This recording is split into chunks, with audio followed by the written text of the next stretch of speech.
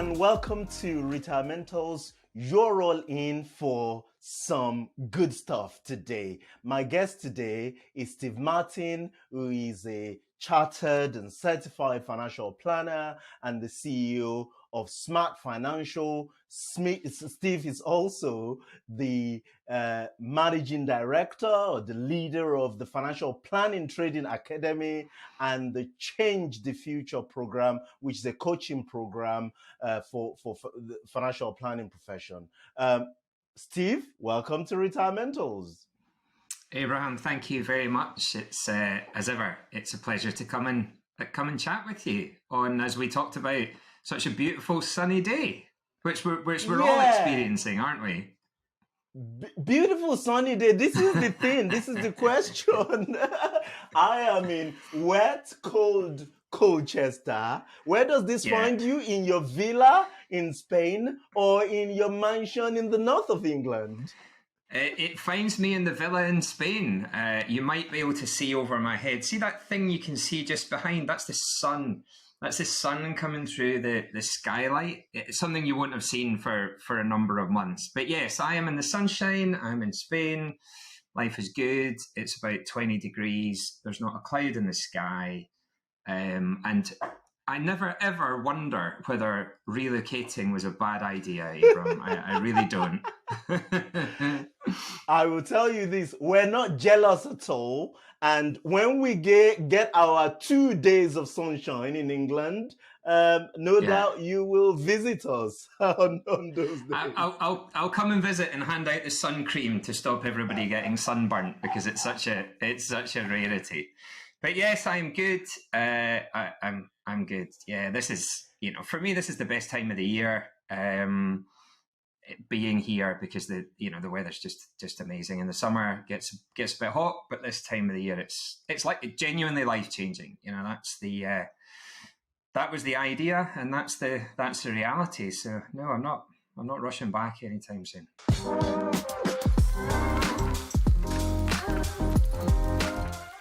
Steve, you were an inspiration to me.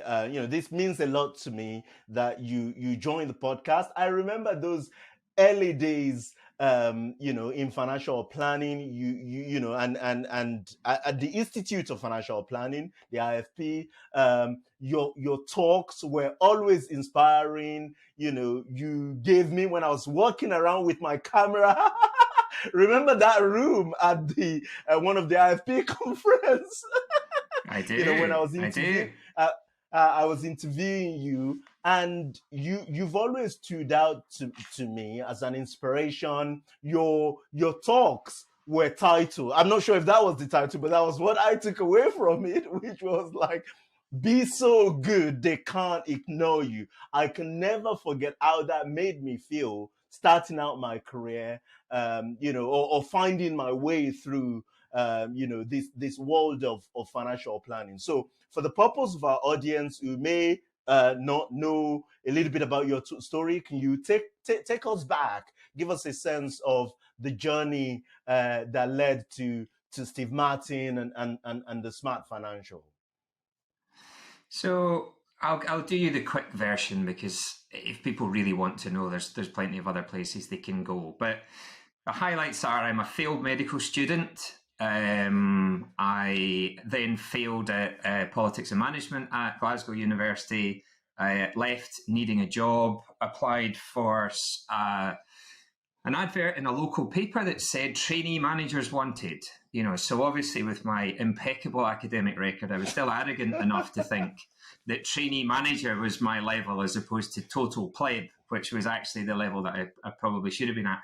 Anyway, it was an elaborate wheeze to get me into a direct sales force business who sprinkled stardust in front of my young and failing face around how much money I could make so quickly whilst doing some good, theoretically. And that was it. My journey had started. So I started working with City Financial Partners based in Glasgow. I then, after a relatively short period of time, realised that there was probably more to the world than a appointed rep of Lincoln Financial Group. So I moved to a small IFA and kind of progressed my way through a a couple of IFA practices. I had one kind of seminal moment really that's kind of defined the rest of my career. I was working for an accountancy practice called Haynes Watts in Glasgow, and we were working with this client, and we'd done between the tax partner and I, we used to work quite closely together, and we'd done huge amount of work for this this elderly gentleman, or at least he seemed certainly very elderly to me at the time, for his inheritance tax planning and everything else. And I don't know what he had. I mean, to me, it was absolute fortunes of money that I'd never even heard of before. But I don't know, maybe £1.5 million or something that we needed to do something with. And we were operating on a kind of 3+1/2 type charging structure. No planning, no upfront stuff. So basically, I was on for a bonus to go and buy a new bloody car or something if this had all gone to plan. And right at the last moment, the client's sons came kind of into the discussion and said, "There's no way, this firm's earning 45,000 quid off you for the retirement planning advice or whatever." And basically took the advice that we'd given and took it off somewhere else and implemented it. I don't know quite what the reality was. And it taught me two hugely important lessons. Firstly, don't be such a greedy, insert your own swear word. But secondly, I was never going to put myself in a situation again where somebody taking my advice was the way I got paid. The advice is the value. The taking of the advice is the thing that you do, assuming you're not silly enough to take the advice and then not do it, So those kind of two things had a crushing impact on my head at the new car that I had lined up, walked out of the door. And so from that point onwards, I kind of forswore that never again would I give my advice away for nothing, and never again would I let myself fall into the trap of overcharging because that was kind of how it was done. And that really was the start of everything else. So that put me in a situation where I needed to charge fees. I had no idea how to do that. I then met my now wife and moved to England, changed companies. I was introduced to Phil Billingham. I can't remember how, but kind of quite early in it, and then into the IFP and the CFP, and kind of everything's really history after that. But that was the most important mindset shift. That I'm not flogging policies. I am an expert. I'm providing advice that's hugely valuable for people, and nobody will ever get that for nothing from me again. But the trade-off is you don't get to buy new cars when people take your advice anymore. You get paid properly for the job in a defendable, professional fashion. Doesn't mean you can't earn a load of money, but you're not taking advantage really when it's sat in front of you. And then the next bit really was the CFP. So the CFP gave me the tool that I needed to apply the logic, that harsh lesson that I'd learned, in actually how do I make sure it truly is valuable? How do I join up those dots between now and the future, and how do we use that to inform the decisions that we make now, rather than just dealing in now? Because as you know as well, what's the right solution? What's the right investment? What's the right product? Nobody's got any idea unless they understand what it's supposed to do and when it's supposed to do it and who it's supposed to do it for and what it looks like when it's done and everything else. So the CFP, because this is all pre-Voyant, pre-Truth, pre-Timeline, pre-cash cow, all of this stuff. You were building your models out of Excel and that kind of stuff. And it was the first time ever that really that power of this came across. And we have a client that we still work with now who was the first person post CFP that had charged a fee for this work and had built the model in Excel. And the guy came in, he was working for KPMG, successful guy. He'd had enough. He wanted to know when he could quit. So pre-CFP, there was nothing I could have done. I had absolutely no idea to genuinely answer that question. I could have taken his assets and multiplied it by 4%, but we know the weaknesses in that as a methodology. But that would have been the only thing I would have had available. But suddenly now I understood this idea of planning, how I could put it together. It took me forever, to build the spreadsheets from scratch. It was like doing the CFP again, and I didn't charge enough money for it, et cetera, et cetera. But ultimately I was able to sit down with this guy and say, you can stop today. You can go in this afternoon and tell them where to stick it. And he burst into tears. And I was like, oh, hang on a minute, what am I supposed to do now? So thankfully, as someone who like you, who likes to talk, I decided at that point just to shut my big mouth and sit there and say nothing, which was definitely the right thing to do. And he expressed his gratitude that checked a couple of times to make sure I hadn't made any mistakes, and then set off to get on with the next stage of his life. Now, as I've now come across lots and lots of times, he did the total opposite of what I thought he would do. He didn't go and hand his notice in at all. What he did was loved his work for the next 3 years, worked 4 days rather than 5, had a sensible grown-up conversation with his employer about how it could work for them over the next period of time. Didn't work so much in the summer, worked more in the winter, because obviously didn't live where I live. So in the winter, you might as well work. There's nothing else to do. And then stopped at another point afterwards. And a week later, so a week after I'd met with this guy, his colleague phoned me up out of the blue and said, I want whatever you've done for him. Because he's been a miserable... What's your swearing policy? Anyway, insert your own word of choice. He's been a miserable sod, let's say, for years, and I've never seen him so happy in the last week. So it was supposed to be a short version, but you don't get short versions really. But the point being, those were the kind of key stages that defined everything that's come. Everything that I've done since has all been defined by those sorts of experiences.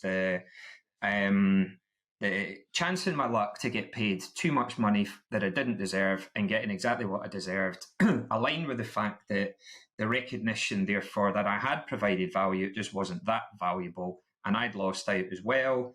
I wasn't going to do that again. CIP gave me the tools to join it up, and then the first time I did it for real, totally life-changing experience for a guy, and it transpired for his colleagues and everything, who were having a much better life because he was a happy guy at work willingly, as opposed to somebody who really resented the fact that he had to be there. And then 2008 opened Smart.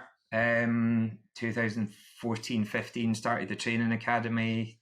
2019-20 started Change the Future, and we opened our international business in 2021 as I decided I couldn't run away from actually doing any work in Europe any longer. I'd had a right good run at it, but eventually I thought I probably should do something more about it. So there we go, and we're up to date.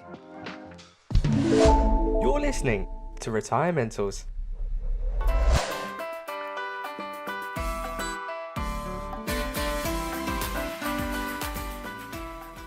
Hi there.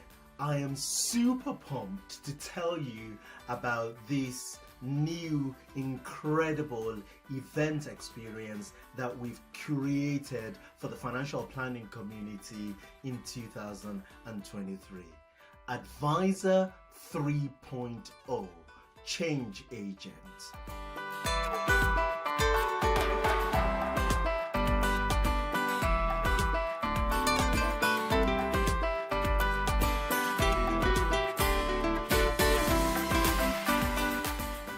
Over the last couple of years, I spent a lot of time thinking, listening, and talking to advisors about what the next iteration of the financial planning profession looks like. We've made this transition from the first iteration of the advisor as an agent of the providers, selling insurance and investment products, to the current iteration of the financial advisor as an agent of the client.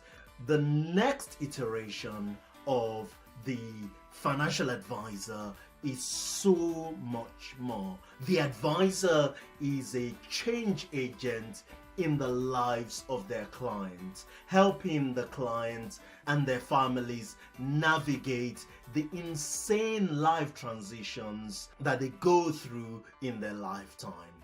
The advisor is a change agent in the business they work at, playing a crucial role in future-proofing those businesses against the onslaught of economic uncertainty, unprecedented technology, and regulatory changes. That's why we've curated this mind-blowing array of content, breakout sessions led by the profession's best and brightest, keynotes by world-class speakers. It's a day you don't want to miss. Co-hosting the day with me is the amazing Robin Wigglesworth, who is the editor at the Financial Times Alphaville and the author of the book Trillions. And then we have the insanely brilliant, the legendary Seth Godin. Yes, that's Seth Godin as keynote. So this is happening on the 18th of May 2023 in London. So if you're a financial advisor, a leader or a founder of a financial planning business, or a professional within the financial planning community ready to drive, then do yourself a favor. Block out the 18th of May in your diary. Get yourself registered for this amazing experience, and I look forward to seeing you there. You don't want to miss this. See you then.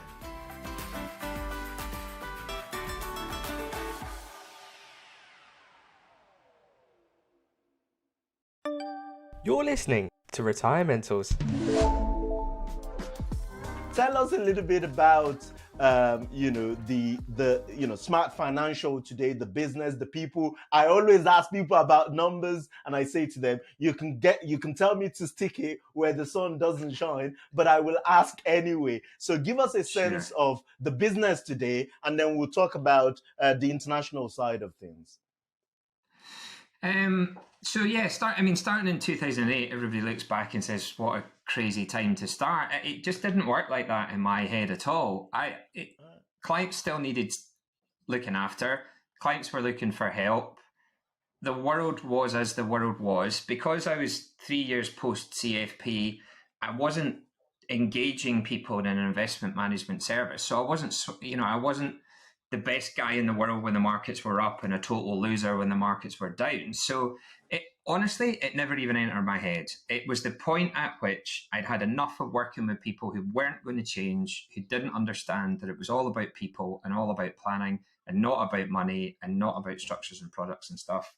And with a bit of gentle encouragement from my wife, which was either stop coming home and moaning to me about it or go and do something about it.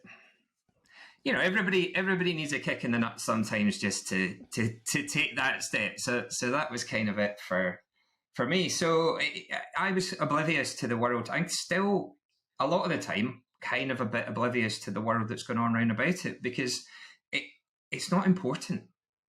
The micro things that are happening from a client's long-term perspective. I mean, of course, stuff happening in the world is hugely important. That's not what I mean. But for their long-term objectives, it's shove it in a drawer, forget about it, and come back in 20 years. There's nothing that's happened that's even remotely important to their long-term strategies. And so, yeah, I was kind of a bit oblivious with all of that and just kind of carried on. I think, without soapboxing too much, although I kind of can't stop myself doing it occasionally, I think you either find problems or you don't find problems, Abraham. If you want to find problems, they're there for you. If you want to find excuses, if you want to find reasons not to do stuff, if all the amazing things that you've done and, such a kind of heartwarming introduction from you as to, how positively you've looked towards some of the things that I've done. But I do the same thing looking back at you. You see things and you just run through it like a lunatic. Like, just there's the wall. Boom, let me have it. Where's the next one? I'm going through that as well. I'm going to kick it on the way through. I'll hit it. You just don't care, right? If it's the right thing to do, you just get on with it. Excuses, issues, problems, they certainly don't seem to me to impact the decisions that you make and the things that you do. And I kind of have a bit like that as well. I don't focus on them. So I don't have to deal with them too much because I don't really let them in the first place. They just kind of, whatever, they just sort of bounce off me. So So it wasn't the big thing that maybe if I'd had been in practice for 20 years beforehand or something, and I had hundreds of clients whose portfolios were massively down, or maybe I'd have thought about it differently, but I just didn't at all. So where's the business now? The business has just made a move from Altrincham into Manchester city centre. Wow. Which was kind of a bit of a post-COVID thing. So we've got three, to call myself a regulated advisor is a bit of an overstatement, but according to the FCA register, we've got 3 regulated advisors. Our office is in one of these amazing new type co-working spaces with pool tables and bars and drinks and all this. And it's an amazing place. Honestly, if there was one thing that was going to drag me back to the miserable Northwest more often, it's actually such a nice place to spend time and pick up energy from other people who are doing different things. And it's a brilliant place to work. So we're based there. And where are we for numbers? I don't know. The business is still a pretty small business. It was never my kind of, if we talk a little bit of the training academy and the change the future, my aspiration to not take over the world, but to influence a lot of people. I never wanted particularly to do that through smart. I didn't want an army of people calling me boss.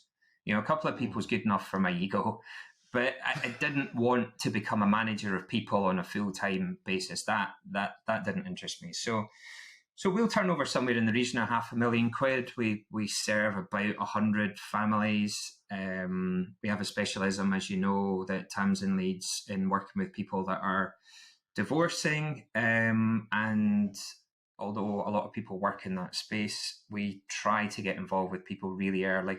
So it's not a post-pension sharing order thing. It actually is a coaching and supportive relationship through the process, because we see it that at the point somebody's separated is the first day of the rest of their life. So again, they can either get utterly absorbed in the battle and the war and the fight for kids and the fight for money or whatever else, or we can try as much as we can do to set that in a context of this is the next stage of your life, and let's elegantly come away from the first phase and start to think about what the next phase looks like, as true lifestyle financial planners should do. So that's kind of where we were, and my training academy, coaching, change the future program and stuff like that. That's my way of trying to grow the profession and grow a better profession and help people. I want to help people who want to help themselves. I don't have the time or energy. Maybe I'm getting old. Maybe I'm cynical. Or maybe I was always just a grumpy git. But I cannot be in a situation where I want it more for somebody than somebody else. Yeah. If they don't desperately want to change, to improve, to adopt more of the financial planning, to adopt a healthier lifestyle for themselves, to build better relationships with their spouses, their kids, their community, all that kind of stuff, the other people will take money off them for that. But it just doesn't interest me at all. But I've got a really simple view with that if I can help every financial advisor who wants to become a financial planner be the best person, the best human that they can be, the most empathetic, the most understanding of themselves, the most tolerant of people around about them, the most happy in their own skin, the best financial planners will come from there. Because if you're a shambles, right? If you're a disorganized shambles, you don't look healthy, maybe you're a bit overweight, although it's not the end of the world, obviously, but you've got to look vibrant. You've got to be aspirational in a sense that your clients at least at some point want to look at you and think that there's something in you that they warm to, that they have an affinity to as to what they want for themselves. And that doesn't mean everybody has to ship their family up and move to the sunshine and all those kind of things. But I think there needs to be an element that you've got to be in the same game that your clients are in. If you're not trying to live your best life, who the hell are you to talk to other people about their best lives? If you're not trying to make sure that you whichever version of it you want, you want to go hard and die young, James Dean style, or you want to live forever, or whatever that is, the planner's got to be in it as well. I just don't get this idea that you can be unsuccessful and unfulfilled and unhealthy looking and all that, and then suddenly just click your fingers and come away with some sort of amazing life planning skit that suddenly people go, do you know, I just don't think that stuff's work. I think it's a whole person thing if you want to do this stuff properly. And it doesn't have to be my version. There's lots of different versions of it. But you need to understand that you've got to be in whatever game you want to impart on to other people. And look after yourself, first of all. You know, you put yourself, it's one of those weird things that, you know, you put yourself first in order to do right by other people, which flies in the face of, I don't know, probably what we were all told growing up. But you have to put yourself first, otherwise you're good for nothing to anybody else. If you don't look after yourself, if you're not fit and healthy and sharp and energized and rested and well fed and everything else, you're no use to your teams and your various businesses. None. And if you spend your life as a people pleaser, trying to please everybody else to the detriment of yourself, ultimately you end up becoming no use to them anyway. So you've got to have enough focus on yourself and your own development, your own self-care is, I suppose, the right kind of wording and stuff, isn't it? But your own relationships and everything else. And if you get that stuff, then you've got genuine empathy when you sit down with people, whether it's members of your team or whether it's clients or professional partners or funders or whatever. You've got to have done some living. You've got to have done some, you know, that's that kind of stoic principle, isn't it? You've got to have some suffering and be on your own journey in order that you can be credible and attractive to other people. And I believe anyway, incredible in their journeys and in their life. Incredible stuff. So you, a couple of years ago, tell the story yourself, because I'm going to say it wrong. You uprooted the family from Manchester, you know, and moved, or you know, north of England, and moved over to Spain. And then you were advising clients from Spain. So UK, was this the case? You were, you know, advising UK clients, although I get the sense that now most of the UK clients is now dealt with by, you know, Tamsin and the financial planners in the UK. And you now then decided to set up Smart International, advising, is it UK, you know, UK immigrants. I'm going to use that word. UK British citizen who are. I don't want to use the word. You know, like when I was you know, like when I was growing up, they say, oh, you know, when British people go elsewhere, they're expats. They're expats. When other people come to Britain, like I do, we're immigrants. Right? I know it's crazy. I'm messing with so many people's head right now saying this stuff, right? But anyway, so now you're dealing with British immigrants in Spain. We do, yeah. Tell me about that side of things. So Spain, Portugal, France, really anywhere outside of the UK, and there was a couple of reasons for it. Really, we had some UK clients who were leaving. Who were emigrating in order to become immigrants somewhere else. And, you know, whilst the rules haven't changed, this is a total misnomer, the rules haven't changed since Brexit in any real fundamental sense, because nobody had the correct permissions. Almost nobody had the correct permissions to advise anybody who wasn't a UK national. Anyway, Brexit kind of shone a light on it rather than anything else. But the reality was that we couldn't continue to look after people after they'd left the UK and gone somewhere else. And I had one particular client who was really quite irritated about that. And I'm like, well, hang on a minute. And they kind of turned around and went, yeah, but you live there.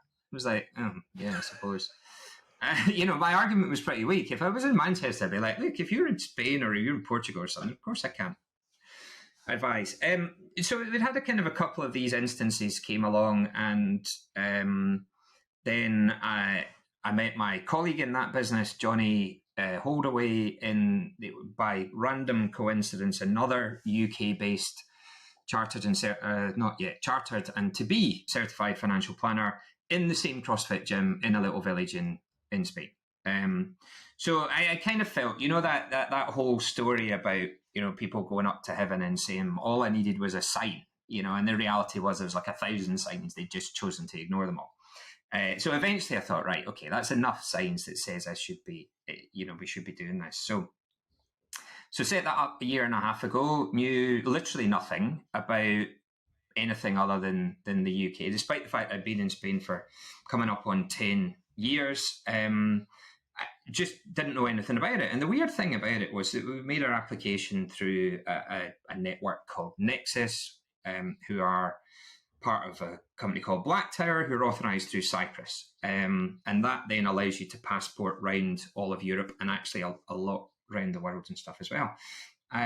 So kind of made contact with them and like, yeah, it'd be great. We would love to have you. We can set you up or whatever else. And I provided all my UK badges and stuff. And they were like, super. And I'm like, okay, so who's going to teach me what on earth are the rules in Spain or Portugal or France or anything else? And the answer was, do you not know that already? I'm like, no.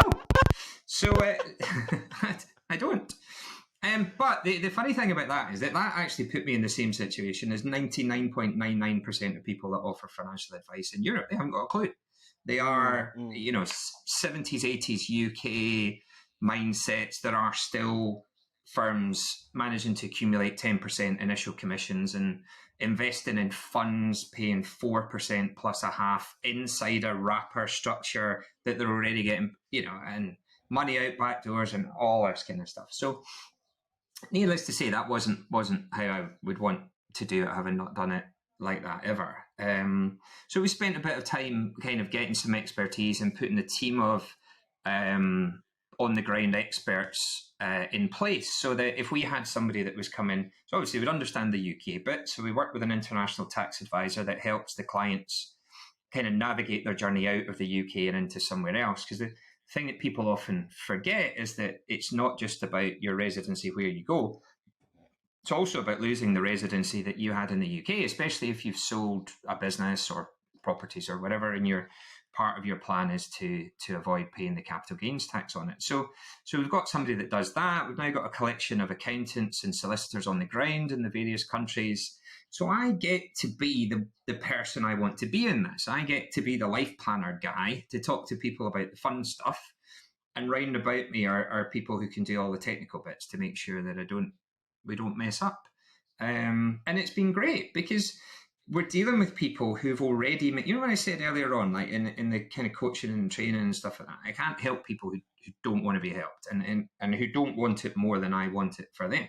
Well, these are people that have already decided they're going to up sticks in one country and go move to somewhere else. So they've already got that about them, that they are excited. They're looking forward to the next stage of their journey. They're looking forward to what the future might bring and a new life and life in the sun and all that kind of stuff. So these are brilliant people to work with, and the ability to impact them and their future arrangements and caution them, I guess, as well on some of the downsides that are associated, especially when they're selling. You've got young people selling businesses for loads of money and then moving to the sunshine in their dream, and you sit them down and like meeting number 3 once they've agreed to pay, obviously, and point out the fact that they're going to experience some element of depression within 6 months of getting to where they're going to go, and they look at you like you're mental. And then they come back afterwards and go, "Yeah, I feel a bit crap, Steve. I think you said something about this before." So you get the chance to having experienced it from a personal point of view of moving the family across, but also worked with a lot of people selling their businesses in the past and people retiring. And we know all the psychology that goes around that. People find it something kind of similar to bereavement behavior sometimes. And everybody has challenges, different challenges for different people, but everybody has serious challenges in adapting to their new world at that. So I get to do the people bit that I like in the middle, and other people do all the hard techie work round about me. And it's great. And I'm really enjoying doing it. It's interesting. I think I need to be stimulated. I need to be interested. And the UK system, I think I pretty much had it sorted about 10 years ago. I knew all the rules. I knew the right way for stuff to happen.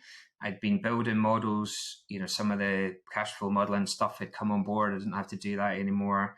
It was just rinse and repeat, rinse and repeat, rinse and repeat. And for somebody like me, that's dull. So, but starting to understand a bit about how the system works in Spain and Portugal and France, and the incredible effort some countries go to try and attract people to get them to come. Not Spain, unfortunately, although Spain are about to introduce a new digital nomad. So when we were talking earlier about sunshine, you'll be able to ship yourself off to Spain, Abraham, and work under this digital nomad. You'll pay half the tax that I have to pay. And they'll welcome you with open arms, and you'll still be able to work and run your empire just from somewhere warm and sunny. So there's some kind of cool stuff going on that like that. That's fun to be a part. It's fun to learn. It's fun to grow and understand and kind of build your kind of sphere of knowledge in that sense, but in a safe environment where there's actual bona fide experts. It's not clients not running around waiting for me to catch my knowledge up. There's real experts around about to do that. So it's been a fun thing to do. Actually, we don't do masses and masses of it because it's pretty high touch stuff. But everybody's very excited about AI and stuff like that at the moment, and the chat thing and all of that. It's never going to the people bit, the high touch people bit, the hand holding, the reassurance, the just simply being their guy or girl or whatever will always be hugely valuable to people, even when everything else has been commoditized away. People need somebody to trust and somebody to rely on and somebody to help navigate them in a world that they're not comfortable. So that's what we've been doing, and it's been fun to do. So the clients, where do they come from? Are they coming from UK financial planners who have clients, emigrating to Spain or Portugal, or are you meeting clients who are already in Spain and talking to you about this stuff? So predominantly they're coming from UK financial planners who've been kind enough to introduce people to us as, on the basis that we are as conceptually identical to the sort of service that they provided beforehand, as opposed to, as I said before, kind of going back in the dark ages. So that kind of works, and obviously hugely appreciative for people for doing that. A little bit on the ground stuff. My colleague Johnny concentrates a little bit more on the people that are here already. We were asked recently by the mayor of the village that I live in to do a presentation to the expat community, which was, just kind of around Brexit and residency and stuff. And that was all very well received, because I think up until that point, they all just thought I was a bum, really. Just this guy that was either running or cycling or in the gym or sat about having coffee or pissed on a Saturday night or whatever. Like, I didn't know you knew anything about that. I suppose. So that's been that's been you're just this athlete guy that didn't seem to do anything. So that's been quite fun to do as well. But yeah, I think it's just new challenges, new things to keep you interested, new things to challenge your brain, get you out of bed in the morning, which is important. Good stuff. And I know you. So you've done all this work with, the Financial Planning Training Academy in the UK. And then you're in a world where the financial advice, I don't even think we can call it a profession, but in that sense, is way behind. I mean, I have a finance director who used to run an international platform, that is attracting advisors from Cyprus and he tells me, Cyprus, Portugal, these places, and he tells me it's a wild west out there. So do you see the room to take the message of life planning, of financial planning, of being on the same side as your clients out to them? Or have you kind of been there, done that with the UK and don't want to do that anymore? It's interesting. At the moment, I'm very isolated from the wider community. I just don't engage. I've never been Right. to an international advisors event or any of those sorts of things. You never rule anything out, Abram. Everything's possible. Again, I think if I started to come across people that I genuinely believe wanted to change and needed help, then we're off and running for sure. I'm not sure how many of those people there will be. I kind of get the sense that they're all quite happy making shit tons of initial commission Commissions. and 10%, 7%, crazy stuff. Yeah, absolutely. Then you don't need to worry about. Invest £100,000 for a client, make 10 grand. I mean, life's easy. I mean, you'd like to think it's difficult at 3 a.m. when you wake up and you have to deal with your conscience, but financially and operationally, stroll in the park. There's an awful lot of people with 100,000 quid. We operate a minimum fee of, it was always £4,000 a year, but then with inflation being so high, I think it might be 4.5 now. But that's a different thing. There's that precludes an awful lot of people that simply can't afford to pay that. But yeah, you're running around giving away free advice because the provider's going to pay you. Everybody's got 50 grand's a client because you're still making £5,000. It's bonkers. So I think it will be out there. When I started proper financial planning, I believe there was probably about 3 of us in the world, and there was maybe 50. There certainly wasn't many in 2005, and I don't think it was RDR that did it. I think it was just as time moved past and people were doing it differently and talking about it, and good people with good morals and ethics started to go. It's certainly a better business model, right? Like if you're going to sell to these guys or girls, earning 10% commission on 50 grand, you're going to sell the message of, fee for planning, ongoing relationship, an annual revenue for them. How do you do that? I think if they're focused on long term and want to build formidable businesses, as a lot of people, financial planners in the UK have, yes, clearly it's a much better business model. But if they're focused on paying the bills or paying for their yacht and whatever it is they've got over the next year or so, it's tricky to preach that message. I mean, I'm sure it will come in. I'm sure it will come in time. But yeah, I might take myself off to one of these events next year and just have a. I don't know that I'm going to enjoy it. I can imagine you in those events. You will absolutely hate it. It will feel ridiculous. whatever it is they're saying. Yeah, as we begin to wrap this up, what would that 20-something-year-old Steve, who was dropping out of his medical school program, what do you think he will say, looking at you today, how much you've accomplished, the business, the impact you've made on other people, not just myself, many people in the profession, and the clients. What do you think he will say to you, and what would you say to him? Wow. Well, I think that so there was a bulletproof ego in amongst all the failing. My sadly nearly 10 years departed mother used to always say, I don't understand why you've got such a high view of yourself. And it wasn't in a negative way. It was just like there was a massive disconnect between my ego and my earned reality. So I think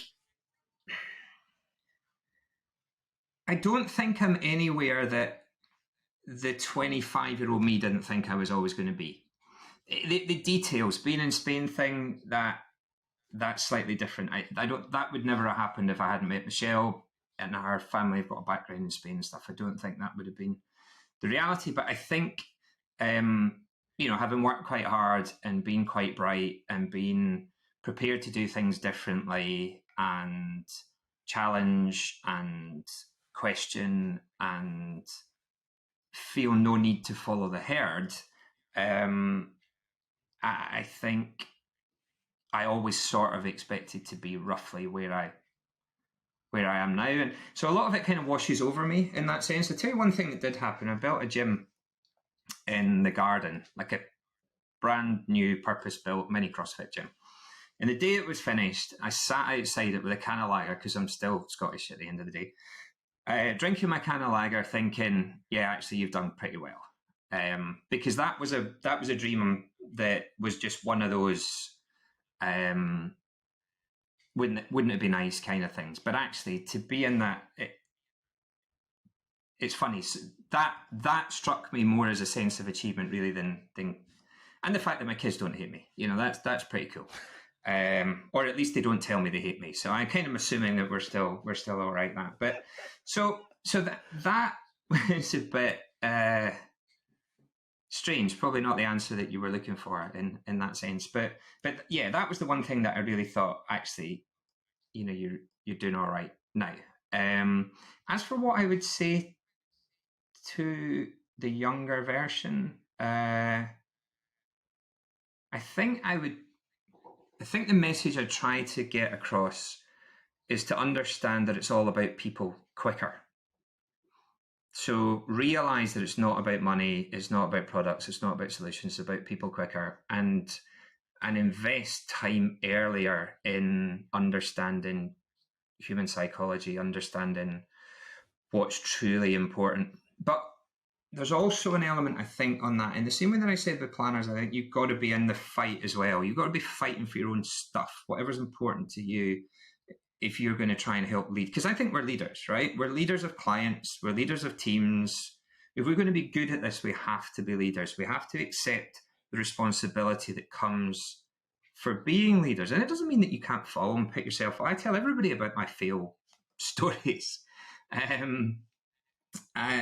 But you've got to accept that you're a leader. You're in a position where people are looking to you for guidance and support. So I think getting earlier in the train of understanding how that works, and not just being, a self-important, arrogant little so-and-so without much justification for it, to truly understand how humans work and what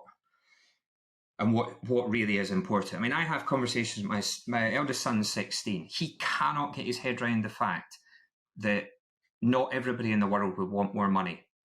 He literally can't get his head around it. And we've talked about it, we've chatted about it. He cannot get his head around it. So I think there is an element sometimes that you've got to grow up. You've got to grow and learn and grow up.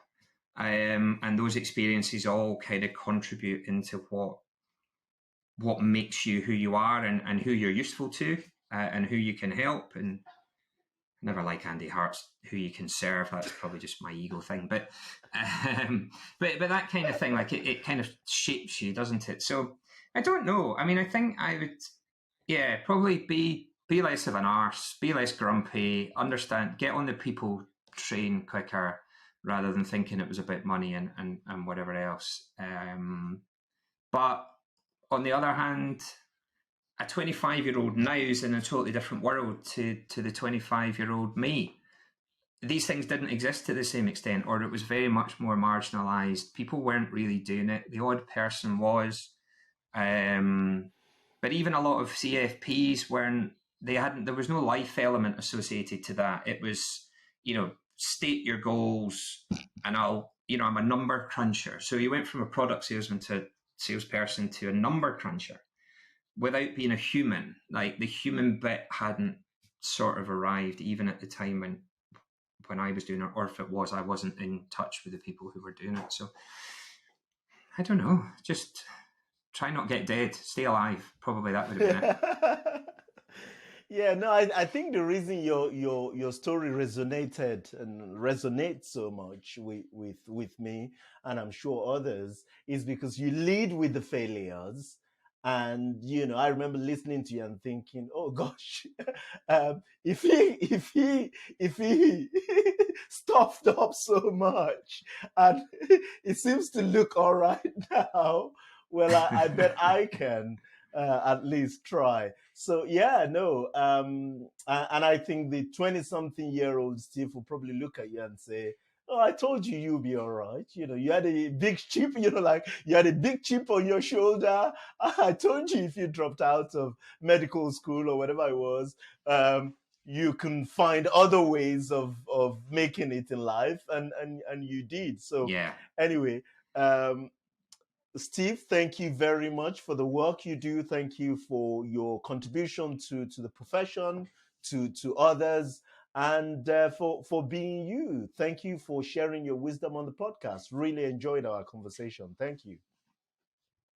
Thanks very much again for having me on. As I said before, I love watching your journey, and if I've had any tiny wee part in that would be amazing. It's great to be part of the timeline journey now going forward as well. And I'm looking to see what's coming next for you. If I see you slacking a couple of years without a new entity, I'm going to be down kicking your ass.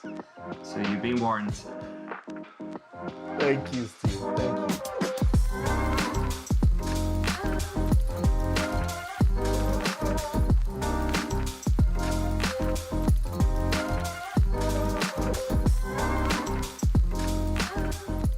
I'll be remiss if I don't thank my incredible team who worked very hard to put this program together. Thank you very much, guys. I'd like to thank our sponsors, Timeline Retirement Planning Software, and PyTech, low-cost flat-fee model portfolio manager. And to you, our listeners, thank you for your time. I hope you've had as much fun listening to the program as we have making it. You can find more about the show at retirementals.co.uk, and you can follow me on Twitter. My handle is Abraham on Money. Until next time, thank you.